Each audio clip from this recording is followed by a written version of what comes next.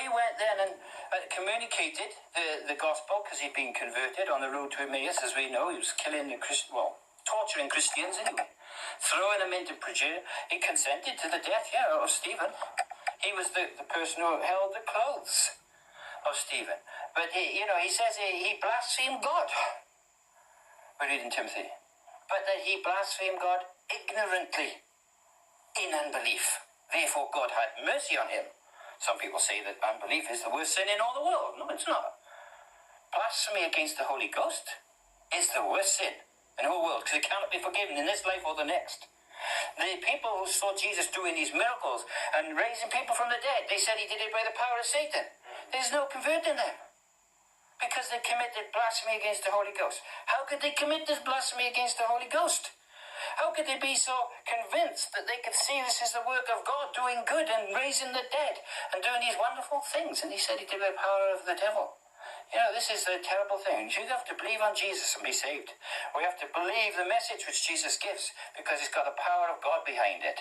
And we have to believe the gospel. Without believing the gospel.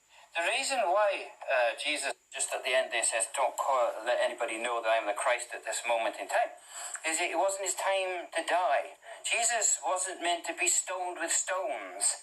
And if the disciples go and say, this is the Christ, the Messiah, this is the promised Messiah, the one who is going to be sent at the end time to deliver Israel.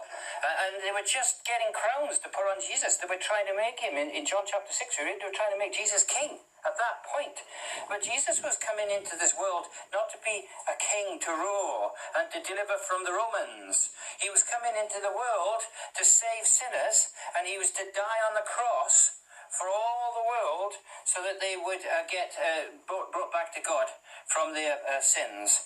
And Apostle Paul goes into this, is Romans and Ephesians, if you like, the first church and that.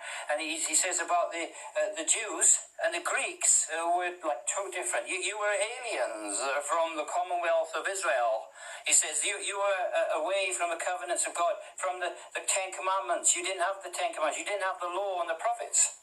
He said, you were aliens from this, to the Jews and to the Greeks. He's saying to the Greeks, you see, this is what they were. They had the light of nature to follow, which was good, because in Romans chapter 1 to chapter 3, the light of nature teaches that we should follow God. We should, you look in the animals, how they look after each other. They care for each other. The birds, how they will bring the little babies into the nests and bring them up and nurture them. And it's a teaching